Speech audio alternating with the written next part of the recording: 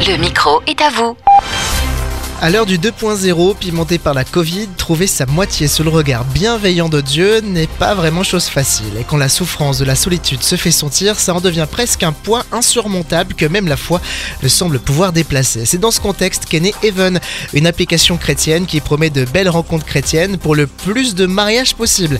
Il est donc question relation et amour cette semaine dans Le micro est à vous avec Guy Ralferieux, cofondateur associé d'Even. Bonjour. Bonjour. Even, c'est la première application francophone de rencontres chrétiennes disponible en France, en Suisse, en Belgique et au Luxembourg. Le concept est bien connu et pas toujours positivement.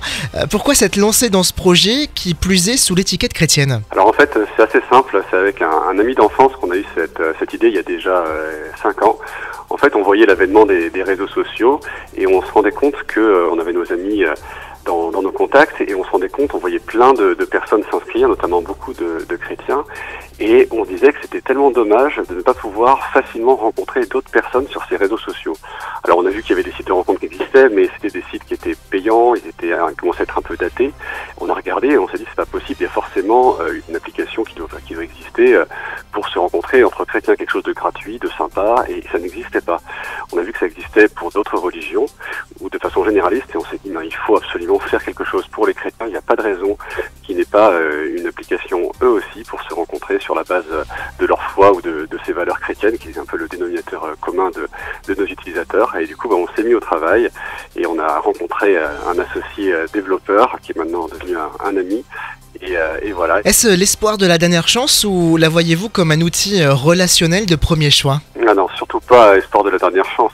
On voit ça comme une nouvelle manière de se rencontrer, de la même façon que on peut se rencontrer dans sa paroisse ou au culte ou à différentes dîners, soirées, etc.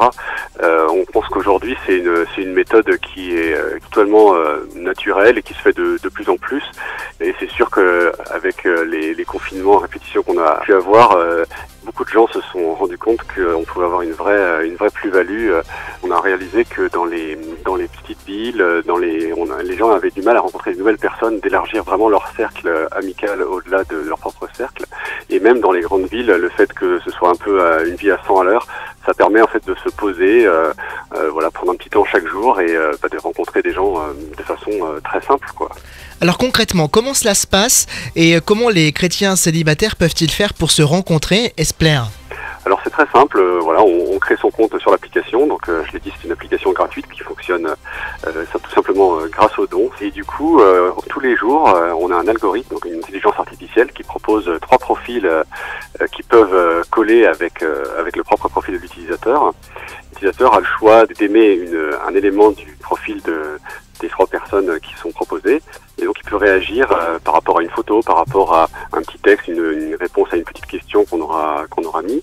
Et ensuite, le profil d'utilisateur est proposé de l'autre côté. Et si la personne en face également envoie un like, ça va faire ce qu'on appelle un match, une connexion. Et ensuite la discussion pourra débuter. Donc voilà, 3 profils par jour. On veut que les gens prennent le temps de la rencontre et on veut pas non plus que les gens passent tout leur temps dessus. On considère que c'est quelque chose qui doit s'utiliser un peu tous les jours et de façon à avoir des rencontres naturelles. Combien de mariages à l'actif d'Even ? On n'est pas complètement sûr parce que tout le monde ne nous le dit pas, mais au vu des témoignages qu'on a eus, on pense qu'on est à peu près à une dizaine de mariages depuis 1 an et demi déjà. Notamment, il y en a eu plusieurs cet été dont on a eu les photos, donc là on en est sûr. Et puis au-delà de ça, on a eu une centaine de témoignages à peu près de couples rencontrés par l'application. Ça nous rend vraiment heureux parce que c'est vraiment le sens de notre mission.